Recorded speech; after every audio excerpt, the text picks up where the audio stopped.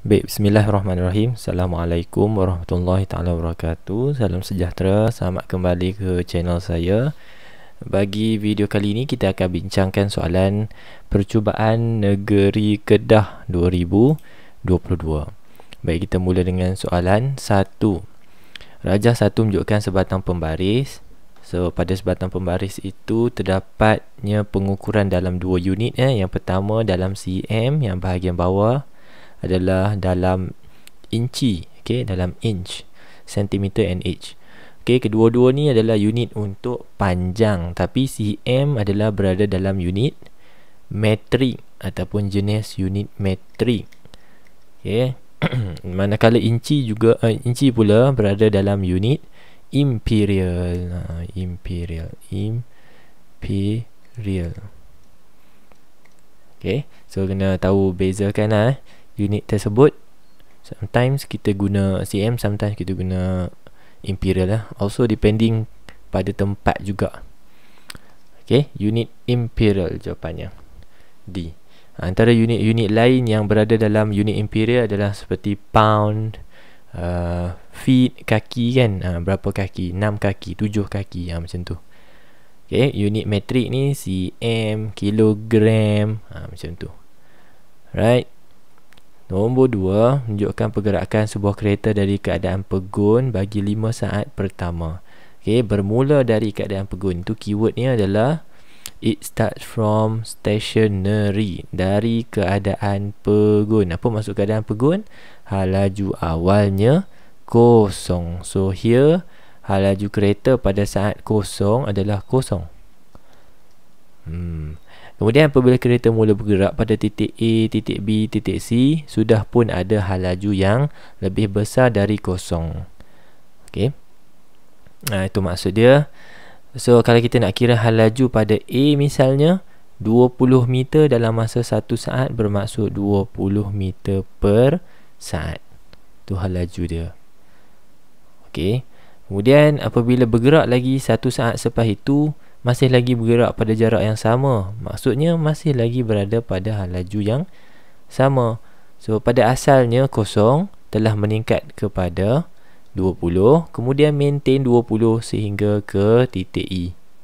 Ini maksud pergerakan ataupun tafsiran kepada pergerakan dalam rajah 2. Dekat situ awak kena faham. Right, pernyataan manakah benar? Yang mana satukah yang betul? Jadi jawapannya adalah A. Awak boleh pause dulu dan boleh baca jawapan-jawapan lain. Pecutan OA lebih besar dari pecutan AB. Of course, OA berlakunya pecutan sebanyak 20 ms negatif 2 pecutannya, kerana laju awalnya kosong, laju akhirnya 20 dalam masa 1 saat. So pecutannya 20. Tapi pecutan untuk AB 20 tolak 20 dapat berapa? Dapat kosong. Jadi pecutan sama dengan kosong untuk AB. Betul lah pernyataan tu. Pecutan AB adalah kosong, pecutan OA adalah 20. So pecutan OA lebih besar dari pecutan AB. Tepat untuk jawapan A. Maka yang lain-lain salah. Awak boleh semak selepas ni. Boleh pause, boleh semak. Betul tak? Yang lain semua salah. Alright, nombor 3. Rajah menunjukkan pecutan graf A melawan masa T bagi satu objek A against T. So graf A lawan T macam ni rupa dia.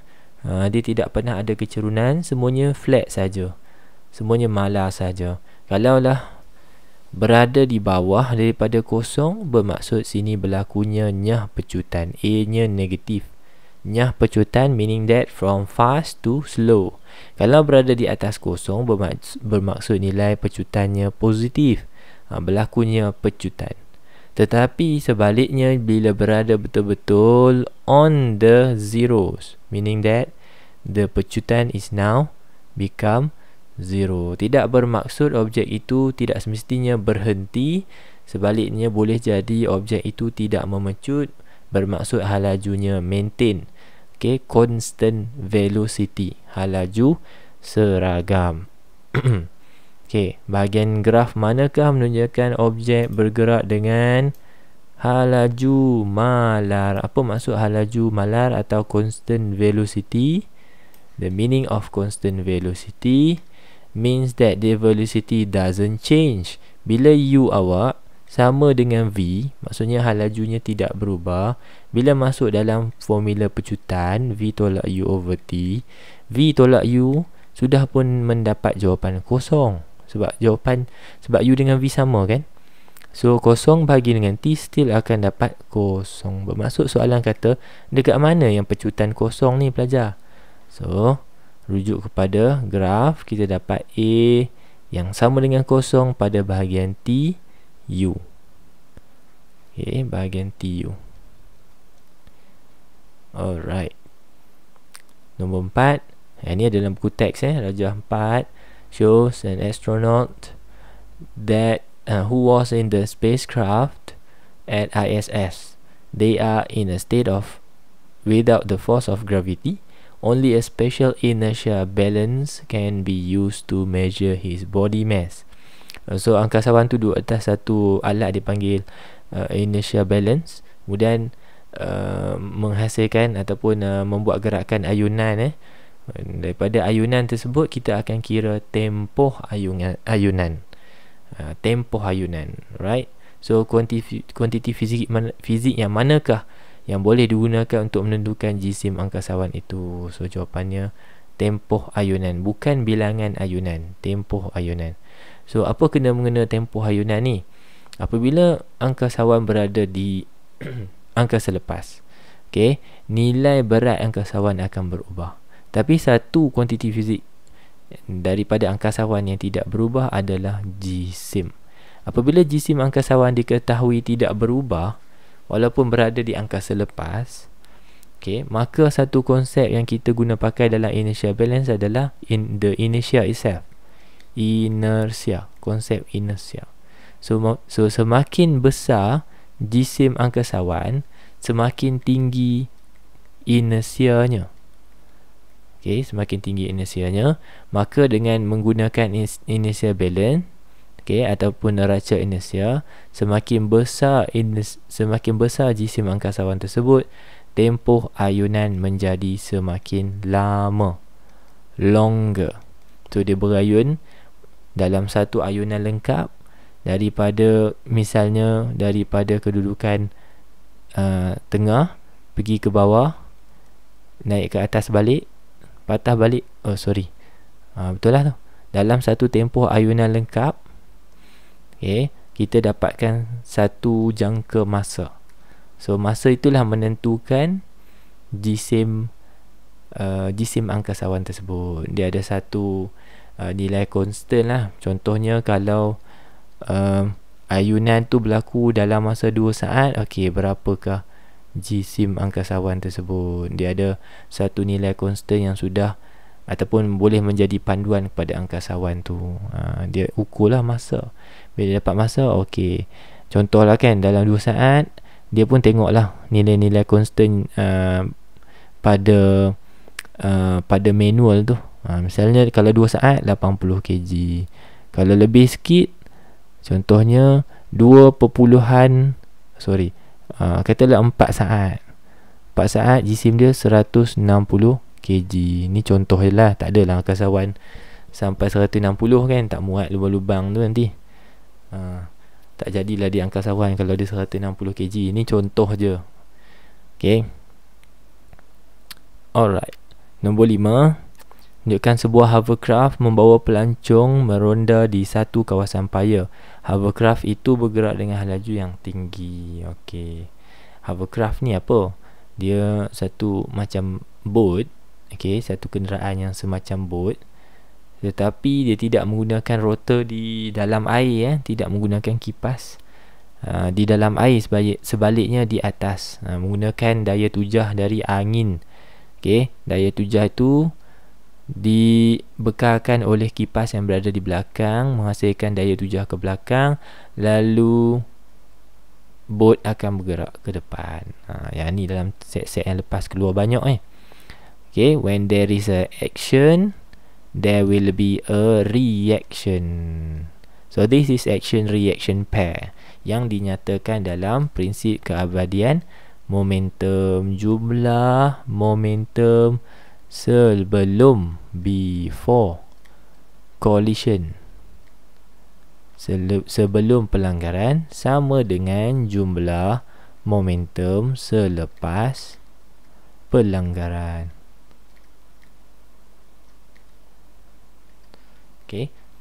Ni yang dinyatakan dalam prinsip keabadian momentum. Kalau soalan tanya hukum apa, jawapannya adalah hukum Newton, hukum gerakan Newton ketiga. So dua ni pastikan awak tahu bahawa kedua-duanya saling terkait, saling berkait. Hukum Newton, hukum gerakan Newton ketiga dan prinsip keabadian momentum. So prinsip keabadian momentum ni duduk dalam hukum tu.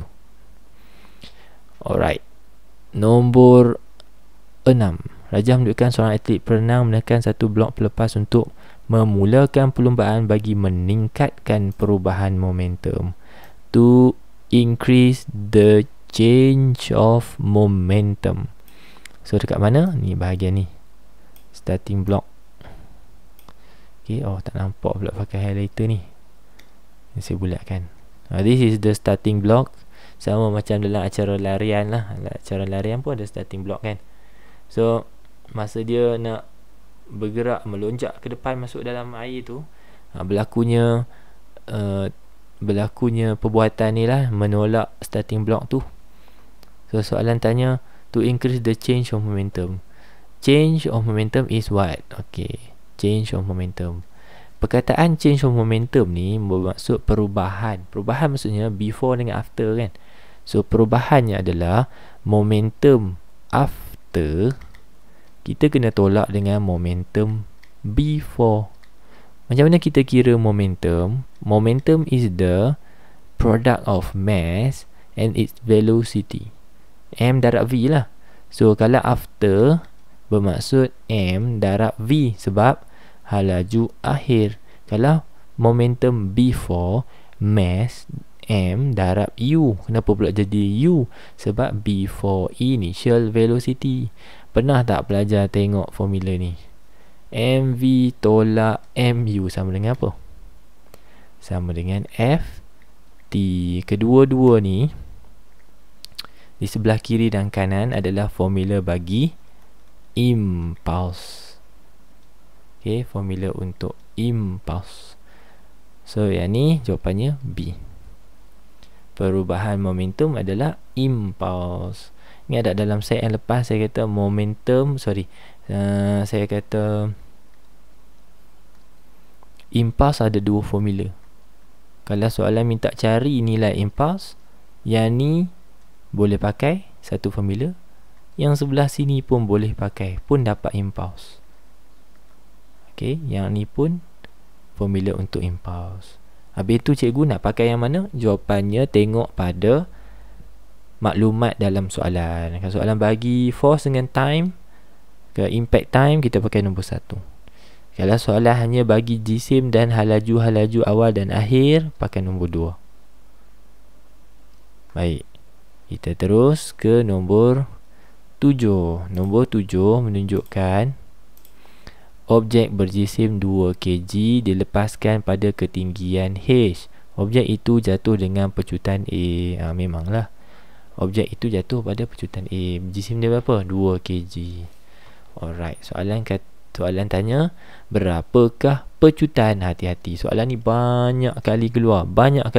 Soalan tanya pecutan juga kan, jatuh bebas ni. Berapakah pecutan jika objek itu diganti dengan objek lain yang berjisim 4 kg? Tadi 2 kg kan pecutan dia A. 2 kg pecutan dia A. Kalau kita tambah jisim dia 4 kg, adakah pecutannya bertambah, berkurang atau sama? Jawapannya sama. Tolonglah jangan salah soalan ni pelajar. Tolonglah jangan salah. Sebab apa? Semua objek yang jatuh ke tanah berada dalam satu keadaan pecutan yang nilainya sentiasa malar, 9.81 ms-2. Tak kiralah jisim dia ataupun objek itu hanyalah sehelai kertas ataupun sebuah lori. Ni lori saya lukis ni, nak tunjuk kata jisim dia besar ni. Masih lagi kedua-duanya akan ditindakkan oleh nilai pecutan yang sama besar. Nilai pecutan yang sama besar. Okey, cuma lori akan jatuh dulu kerana jumlah beratnya dapat melawan apa dipanggil sebagai rintangan udara. Okey, kertas sampai lewat sikit lah. Sebab apa? Kertas kan terbuka luas, rintangan udara dia tu lebih besar, okey, berbanding dengan beratnya. So dia sampai sikit lewat ataupun lewat. Tapi nilai pecutan masih sama. Awak besarkan jisim ke, kecilkan jisim ke, masih lagi sama. Okey, masih lagi jatuh dengan pecutan sama, iaitu pecutan malar, gravitational field strength. Okey, kekuatan medan magnet,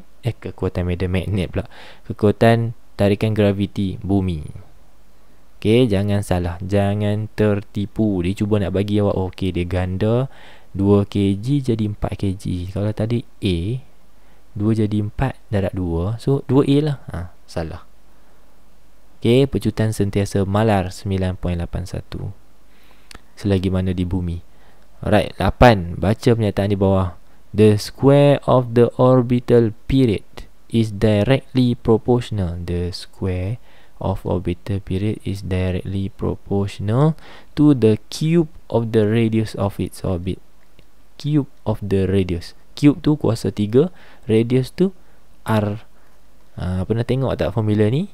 Ini adalah formula hukum Kepler ketiga. Okey, hukum Kepler ketiga ni secara ringkas macam mana? Sebab ada kaitan dengan soalan 9 kan? Kita baca soalan 9 terus lah. Bumi dan Zuhrah mengorbit matahari.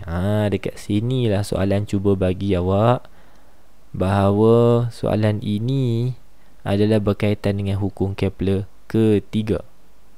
Kenapa? Sebab kita ada bumi dan juga ada Zuhrah, Venus. Apa persamaan bumi dengan Zuhrah ni? Mengelilingi matahari. Matahari kita ada berapa? Ada satu je kan? So matahari ni matahari sun. So persamaan antara kedua-dua bumi dan Venus adalah kedua-duanya mengorbit objek yang sama. Dekat sini awak kena tangkap bahawa okay, now dia nak awak guna Kepler's third law, because both Earth and Venus are orbiting the same object. You are allowed ataupun you are going to solve this question using Kepler's third law. Dalam Kepler's third law, kita ada satu formula yang awak akan guna supaya boleh selesaikan soalan ini. Okey, ingat yang ni Kepler's third law. Selagi mana bumi dengan Venus tak orbit matahari, bukan orbit benda yang sama, awak tak boleh pakai third law. Okey, so dalam third law tadi saya kata ada formula dia, T square. Tadi kan directly proportional kan, awak letak di bawah, bahagi R cube sama dengan T square bahagi dengan R cube. Sama je kiri dengan kanan cikgu? Tak sama. Sebelah kiri kita letak objek pertama, sebelah kanan kita letak objek kedua. Apa persamaan kedua-dua objek kiri dengan kanan ni? Mengorbit benda yang sama. Jangan awak letak sun kat sini, sebab sun bukan termasuk dalam cerita ni. Sun adalah titik orbit kepada bumi dan Venus. So yang biru ni lah maklumat kepada biru. Okay, let me use Earth, ataupun saya catatkan bumi di sebelah kiri. Okay, kemudian saya letak V sebagai simbol kepada Venus di sebelah kanan. So apa persamaan Earth and Venus? Both are orbiting the Sun, the same object. So dekat sini bolehlah awak gantikan apa-apa maklumat dalam tu, kita gantikan untuk selesai soalan ni. Okay, so orbital period of the Earth ada tak? Ni period of orbit of the Earth. Ni maksudnya orbital period lah ni, 365 hari. 365 hari. Jangan lupa T square, orbital period itu kita kuasa 2 kan. Nanti kan gairah ganti, lupa nak kuasa 2. Kemudian RE ada tak, radius bumi ada tak? Ada. Ni jejari orbit bumi, radius of orbit of the earth 1.5 times 10 to the power of 11. Tutup kurungan, jangan lupa kuasa 3. Ni kalau orbital radius kita kuasa 3. Alright, TV adalah kehendak soalan. Soalan kata what is the orbital period of Venus?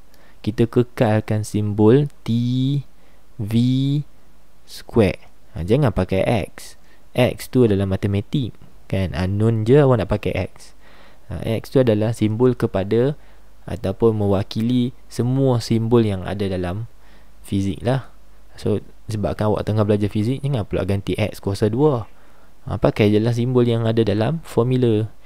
Alright, kemudian RV adalah jejari orbit Zuhrah ataupun Venus 1.08 darab 10 kuasa 11 kurungan kuasa 3, jangan lupa. Nampak tak bulky awak punya equation sekarang dah bulky. Jadi dengan itu awak perlu berhati-hati. Bila selesaikan tu baru awak bertenang. Ambil masa perlahan-lahan sikit supaya awak boleh total up dengan sempurna lah, total up dengan tepat. Okay, take your time. Boleh pause dulu. T square sepatutnya awak dapat 4925.9648. Okay, so that is your TV square. Untuk cari TV, awak akan square root jawapan dalam kalkulator awak itu, dan awak akan end up dengan jawapan 222.993 hari. Dan kalau awak bundarkan, okay, 222 tu sebab dia 0.9 kan. Allah, highlighter ni pun okay, 0.9. So kita boleh round off jadi 223. So the answer will be C. Alright, K plus ni banyak keluar note down. K plus ni banyak keluar dalam trial tahun ni. Right, 10 lagi keseimbangan terma. Terma equilibrium hanya akan berlaku, yang ni direct saya tak nak bincang lanjut lah, banyak kali lah saya cerita. Okay, because the net heat transfer between two object is 0. Okay, jumlah pemindahan haba dari objek pertama ke objek kedua dan daripada objek kedua ke objek pertama adalah sama banyak. Nampak tak mau cerita tu, cerita juga tu. Okay, thermoequilibrium hanya akan berlaku kalau pemindahan haba dari A ke B misalnya berlaku dalam jumlah 20 joule, dan pemindahan haba dari B ke A juga pada nilai 20 joule. So bila kita cari net jumlah 20 tolak 20, kita dapat 0 joule. Itu maksudnya jumlah ataupun pemindahan haba bersih. Bersih, bukannya haba tu tak dipindahkan. Itu salah pula. Apabila pemindahan haba menjadi kosong, salah. Yang itu konsep yang salah. Bukan pemindahan haba adalah kosong, tapi kadar pemindahan haba bersih. Maksudnya daripada objek pertama pergi objek kedua, dari objek kedua pergi objek pertama, nilai dia sama. Nilai haba yang dipindahkan adalah sama. Baru kita panggil thermal equilibrium. Next, nombor 11. Okay, soalan ni saya baru first time tengok lah soalan ni. Satu bentuk yang sedikit baru. Jadi kita cuba selesaikan. A fuel produce 4 kilojoules of energy for every 0.002 kilogram of its combustion. Okay, ini ayat pertama. Kita ambil ayat ni, kita KIV dulu. Kita tengok sebenarnya apa soalan ni nak ni. If this fuel is used to heat, jika kita guna minyak yang sama tadi dengan perkadaran ini, Okay, untuk 5 kg M liquid yang akan meningkat suhunya daripada 40 ke 90, ini adalah perubahan suhu berlaku sebanyak 50 darjah Celsius. Kan 90 tolak 40, 50 lah. What is the mass of the fuel required? Dia nak tanya berapa pula jisim yang diperlukan. Okey, apa maksud dia? 4 kilojoule tenaga diperlukan untuk setiap 0.002 kilogram. Okey, maksudnya dalam equation yang saya akan highlight berwarna biru ini, dalam tindakan yang berwarna biru ni, berapakah tenaga yang dibebaskan? Berapakah tenaga yang kita akan gunakan? So tenaga itulah yang kita akan buat pergadaran pada akhir pengiraan kita nanti. Kita nak tahu dulu berapakah haba yang dihasilkan untuk yang warna biru. Okey, haba yang berwarna biru. Saya buat warna biru. So haba Q equals to MC delta theta. Kita gunakan specific heat capacity punya formula kerana berlakunya perubahan suhu. So mass is 5, C is the specific heat capacity of that liquid, 5000, 5 darab 10 kuasa 3. Kemudian perubahan suhu adalah 50 darjah Celsius. Berapa nilai haba yang kita guna untuk nombor ataupun untuk tindakan yang berwarna biru ni? Perbuatan kita yang warna biru ni, berapa haba yang kita hasilkan? Cuba kira tengok. Okay, sepatutnya awak dapat 1,250,000 joule. Okay, disebabkan kita nak bandingkan dengan 4 kilojoule, dia pakai kilo kan. So kita buang 3 kosong belakang ni, kita tukar dia pergi unit kilojoule. Kalau awak tak buang pun tak apa sebenarnya. Tapi saya nak benda tu nampak jelas, nampak jelas sebab unit dia kita samakan. Nah, kita buat perkadaran. Soalan kata tadi apa? Kita nak tulis dalam bentuk yang lebih ringkas. Apa soalan maksudkan tadi? Soalan kata kalau 4 kilojoule dia akan guna sebanyak ni minyak. Banyak ni minyak. Habis tadi perbuatan kita buat berapa joule? 1250 kilojoule. Habis kalau 4 kilojoule banyak ni, 1250 kilojoule banyak mana? Banyak mana? Itulah jawapan bagi soalan ni. Faham nak bentuk soalan ni? Kalau awak tak faham, awak bertenang, ulang balik ataupun dengar saya cerita sekali lagi. Soalan kata dalam satu tindak balas, kita memerlukan sebanyak ini. Saya highlight sekejap. Kita memerlukan minyak sebanyak 0.002 kilogram untuk setiap haba bernilai 4 kilojoule. Lepas tu kita dapati bahawa ada satu lagi perbuatan yang warna biru ni yang nilai habanya bernilai 1250 kilojoule. Habis kalau 125 kilojoule, berapa pula jisim yang kita guna untuk kita ataupun berapakah jisim minyak yang sedang kita guna? Ini perkadaran lah. Awak boleh guna mana-mana cara yang berkait dengan kemahiran matematik awak. Kalau saya kan, saya akan buat begini. Saya buat begini tu. Saya tahu kalau nak pergi atas, kita bahagi. Nak pergi kanan, kita darab. Saya tak pasti awak buat macam mana, tapi yang ni yang saya duk amal daripada dulu lagi lah.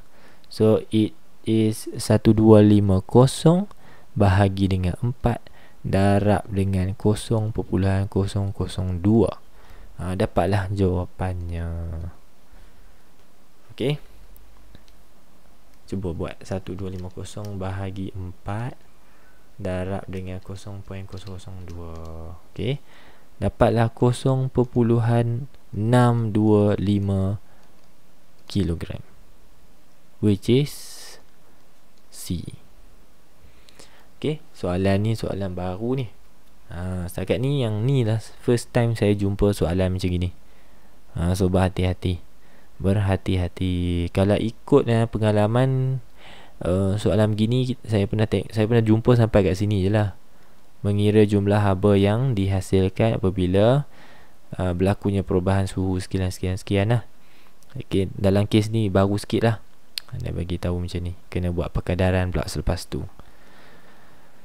Okey, terus ke soalan 12. Raja menunjukkan susunan radas untuk mentahkikkan hukum Charles, to verify Charles law. Pelajar-pelajar, Charles law tu apa? Charles law tu hubung kaitkan antara apa dengan apa. Charles law is the relation between volume and temperature. So apabila suhu meningkat, volume meningkat. Okay, ini hubungan Charles law. V directly proportional to T. So dalam eksperimen ni kita mengubah-ubahkan T, manipulated variable. Kemudian kita mengukur V, responding variable. Itulah secara ringkas je ya melalui eksperimen ni. So soalan tanya, apakah, what is the function of sulfuric acid? Tengok ni, acid sulfuric kat situ tu. Dalam gambar yang lebih jelas lagi ni acid sulfuric tu. Kita letak acid sulfuric dekat situ supaya di bawah acid sulfuric itu terkandungnya sejumlah isi padu udara. Okay, tu dia tutup ruangan tu, dia close. So this will be the volume of the air trap. Jumlah udara yang jumlah isi padu udara yang terperangkap. Ya, soalan nombor 12. Jawapannya adalah D, the indicator for volume. Volume.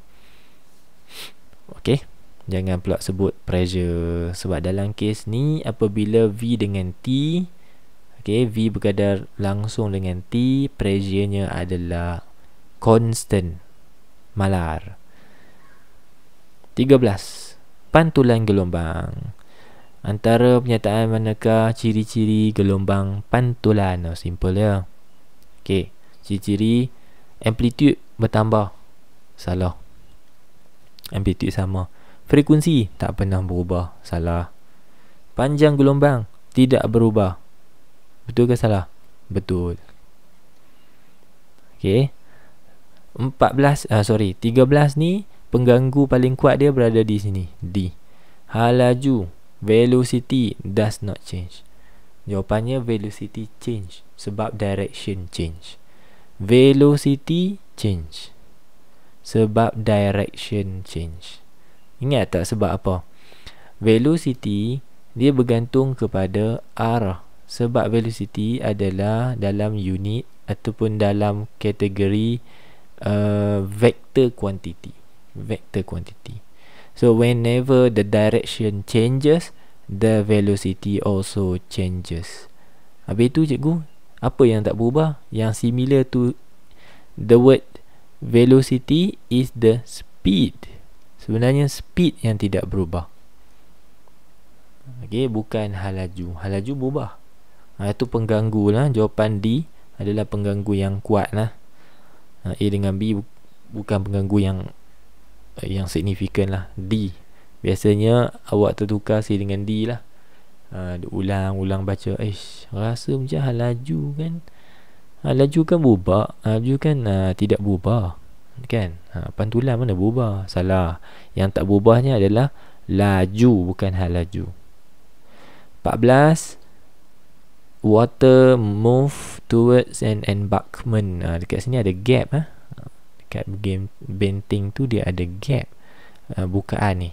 Apa berlaku adalah diffraction, pembelauan. Saya padam ni, saya lukis sekejap. Pembelauan. Gelombang tadi yang pada mulanya pada suatu arah telah pun disebarkan. Apa keyword dia?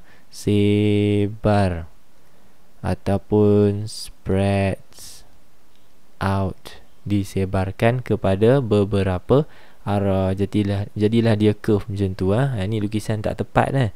Sebenarnya jarak di antara muka gelombang tu mesti seragam, menandakan wavelengthnya tidak berubah. Ni saya lukis secara ringkas tau, jangan ikut panduan ni pula.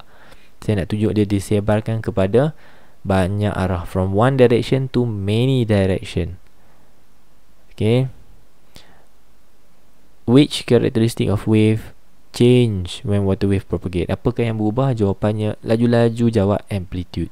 Kalaulah fenomena tu adalah diffraction ataupun pembelauan, it always gonna be about amplitude. Mesti sebab amplitude. Kenapa? Tujuan kita letak gap ataupun benteng ini adalah supaya gelombang yang memasuki celah selepas menghampiri pantai, amplitudenya menjadi semakin kecil.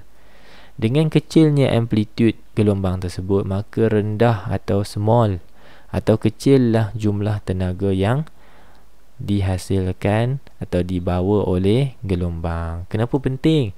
Kerana menghasilkan kawasan yang tenang airnya, calm water. Okay, calm water ni penting kerana pantai bukan tempat kita nak duduk dalam keadaan chaos. Pantai ni biasa ada anak-anak main, kawasan mandi manda, kawasan main jet ski kan, mestilah kawasan air yang tenang. Kalau air tu berombak, apa gunanya mandi kat tepi pantai kena pukul dia, kena bawa air tu. Okay, itu contoh dia. So it always gonna be about amplitude.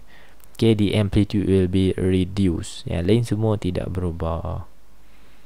Okay, 15. Raja sebelah menunjukkan susunan radas untuk mengkaji interference. Tengok flow dia. Kalau soalan tu dia memang dah ikut syllabus punya topik So selepas pantulan, kalau ada pembiasan, ada pembiasan. Lepas tu ada pembelauan. Lepas tu ada interference. Dia memang ikut flow. So empat fenomena ni mesti awak mahir, sebab dia akan tanya one by one, flow by flow. Kalau dah sampai 2-3 fenomena awak tak tahu, macam mana awak nak jawab? Macam mana awak nak maintain markah awak kertas satu tu? Nak dapat psikologi, nak dapat jawab paper 1 dan menjawab paper 2 dengan ceria lah, dengan confidence kan. Alright. So interference untuk gelombang cahaya. Gelombang cahaya kita dapat apa? Kita dapat jalur gelap dan juga jalur cerah yang berselang-seli. Dapat gelap, cerah, gelap, cerah, gelap, cerah. Dan jarak di antara dua gelap yang berturut adalah X, ataupun dua cerah yang berturut juga X. Jarak di antara slit dengan skrin adalah D. Jarak di antara dua celah adalah A. Ingat balik. Okay, graf manakah menunjukkan hubungan betul antara D dengan X? So, daripada formula ini, iaitu formula interference, lambda sama dengan AX bahagi dengan D. Okay, lambda is the wavelength of the light equals to A darab X bahagi D. Itu formula dia. Okay, formula dia dalam bentuk diagram macam tu lah. Cara ingat, A darab X bagi D, A darab X bagi D, dapat wavelength cahaya tersebut. Balik kepada kehendak soalan. Soalan tanya apa hubungan antara X dengan D.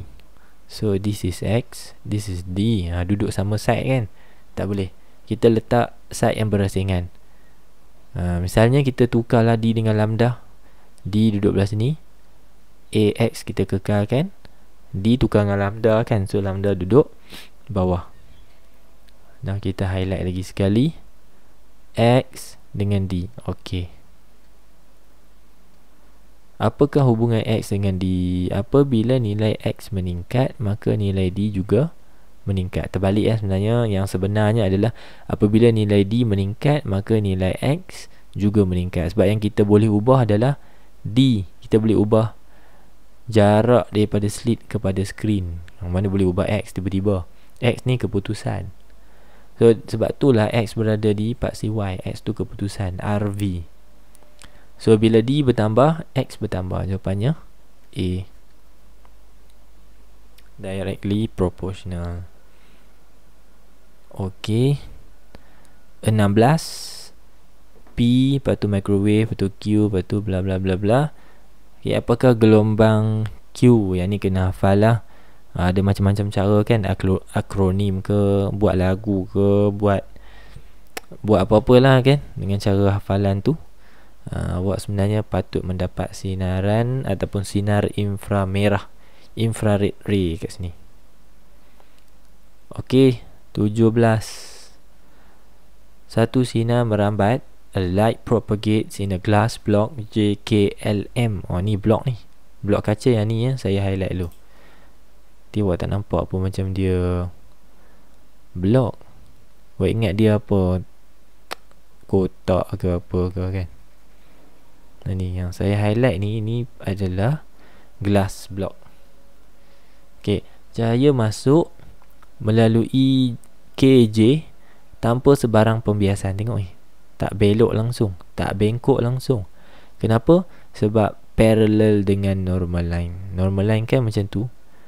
Normal line untuk KJ adalah garisan 90 darjah. So dia masuk betul-betul parallel to normal line. So nothing happen. Refraction will not occur. The light will be passing through without any bend. Okay, tidak bengkok langsung lah. Sampailah permukaan X, okay, iaitu LM. Di X, soalan mention berlakunya pantulan dalam penuh. Total internal reflection occurs at X. Apa maksud dia? Berlakulah pantulan dalam penuh. If I were to draw the angles involved, saya akan lukis normal line nya dulu untuk LM. So the angle of incident is here, the angle of reflection is there. There dengan here je dia tu there. Okay, so ni sudut tuju dia. Apakah syarat? What is the condition for total internal reflection to occur? Syaratnya adalah berkaitan dengan I. Sudut tuju mesti lebih dari sudut genting. Yang ni fakta. Okay, mesti hafal. The angle of incidence, which is the angle here, must be greater than the critical angle, sudut genting. Kalau sudut genting dia bernilai 42 darjah, maka sudut tuju yang terlibat mestilah bernilai lebih dari 42. Misalnya 45. Okey, berlakulah ni. Berlakulah total internal reflection.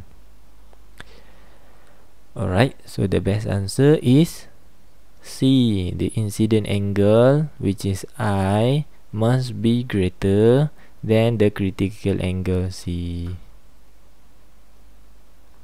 Banyak ni saya bincang dalam trial 2021. Okay, banyak. And I mean banyak. Kalau tak percaya, pergi tengok lah.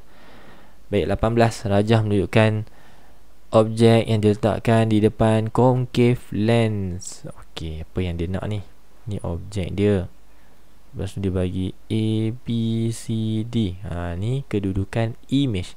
Which position the image is formed? Di manakah kedudukan image? Mari kita lukis the ray diagram for concave lens. Bukan mirror, sorry. Belajar, ambil masa sikit untuk sedar bahawa yang bakal awak lukis adalah kanta. For whatever kanta yang awak sedang lukis, awak kena tahu kanta dia melibatkan satu fenomena dipanggil pembiasan. Kanta mesti pembiasan, refraction. So in a way, dalam kepala awak mesti fikir bahawa cahaya akan tembus. Yang ni pelajar, bila awak dah belajar kanta dengan cermin, awak akan mula terkeliru. Kadang-kadang cahaya ni masuk ke belah sana, mai ke belah sini. Kadang-kadang dia patah balik belah sini. Mana satu ni? Kan? Dekat sini the alternative is to understand that cahaya akan tembus whenever we are using concave. Tembus pergi mana, yang tu tak. Tu nombor 2. Tapi ketahui bahawa cahaya akan tembus dulu. Cahaya akan tembus. Baik, jom kita cuba lukis. Pertama, mesti ambil markah percuma. Kalau belajar dengan saya kata inilah markah paling mudah dalam fizik. Lukis kanta cembung ke, kanta cekung ke, ambil pembaris dari kepala objek, terus lurus kepada tengah kanta. Tu, tengah kanta. Okey. Ni garisan yang bintik putus-putus tu sampai situ. Saya mungkin sedikit miss out lah kat situ. Disebabkan nanti awak tak puas hati. Saya cuba kali kedua. Nah, nampak tak permainan dia kat situ? Dia cuba belok Okey. Anak panah, jangan lupa. Itu dia markah percuma. Ingat tak saya kata cahaya bila melalui konkav atau konveks atau kanta, dia mesti tembus. Nanti kan awak mulalah pening. Pergi tengah ni, pergi mana pula ni? Okay, bila berlakunya cahaya yang memasuki, mengikut ataupun inline, parallel with the normal line, tidak ada pembiasan berlaku. So, lurus sahaja masuk ke tengah kanta. Ray pertama. Ray kedua, parallel from the head of a object, a light parallel to the principal axis. Nampak ni axis ni, yang ada 2F, F, 2F ni, garis ni. Kita buat garis yang parallel sampai kena ke tengah, the axis of the lens, tengah ni, axis of the lens. Berhenti kat situ. Bukan berhenti kat surface ni, surface melengkung ni, berhenti kat surface tengah ni. Itu panduannya, garis panduannya. Alright. Sampai di situ awak tahu memang akan tembus. Tak logik dia patah balik. Tak logik cahaya ni kita buat pantul pergi patah balik pergi mana-mana. Tak, dia akan tembus. Persoalannya, tembus ke mana? Tembus pergi mana? Okay, that will be the second challenge. That is for you to know that concave. Tu dia. Alhamdulillah. Anginnya. So, concave adalah kanta yang akan menyebabkan cahaya diverge ataupun mencapah. Apa maksud capah? Tidak jatuh atas titik fokus, tidak terfokus pada titik fokus. Maka bukanlah cahaya tu pergi macam ni, jatuh pula atas titik fokus. Salah. Cahaya akan mencapah, bermaksud dia pergi ke atas lah, mencapah, naik ke atas ni. Okay, persoalannya naik banyak mana? Naik ke atas tinggi lagi ke? Bawah lagi ke? Tengah-tengah ni ke? Kat mana? Dekat mana? Jawapannya ialah bergantung kepada titik F ini. Kalau titik F ni jauh, maka dia jadi lagi rendah. Kalau titik F ni dekat, maka dia jadi semakin tinggi.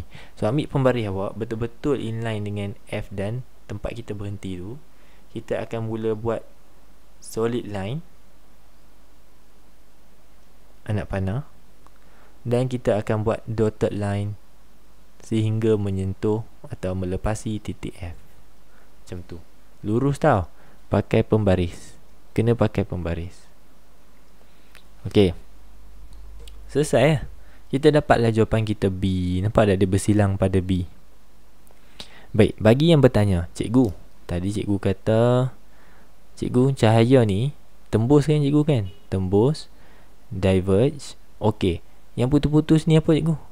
Kenapa dia patah balik? Cikgu kata dia tak boleh pantul. Ni apa cikgu? Terpantul balik. Ini bukan garis cahaya. This is not the ray, the actual ray. This is imaginary line, garis maya. Okay, garis maya. Dia bukan cahaya. Tujuan kita buat garis imaginary ni adalah untuk mendapatkan kedudukan image sahaja. Kita nak tahu image duduk mana. Kalau kita tak buat garis ni, kedua-dua ray di atas dan di bawah ini tidak bersilang. Sampai sudahlah kita tak tahu dekat mana image. Sebab makin jauh, makin banyak makin banyak pencapahan yang berlaku. Ni makin ke atas, ini makin ke bawah. Habis bila dia nak bersilang? So kita buat garisan imaginary di belakang supaya kedua-dua ray boleh intercept at one point. There kita akan dapat the position of the image B. Baik, saya harap faham lah, insyaAllah. Kalau tak faham, jumpa cikgu. Jumpa cikgu, jumpa saya ke, jumpa cikgu awak ke. Okay. Okay. Seterusnya 19, Raja menunjukkan kedudukan image terbentuk apabila objek diletakkan 6 cm. Okay, ni dia dah bagi dah. Object placed 6 cm U in front of a convex lens. The height of the object and the image is 3 cm and 12 cm. Sini H O, sini H I. H O adalah height of object, O object. H I adalah height of image. Untuk I tu.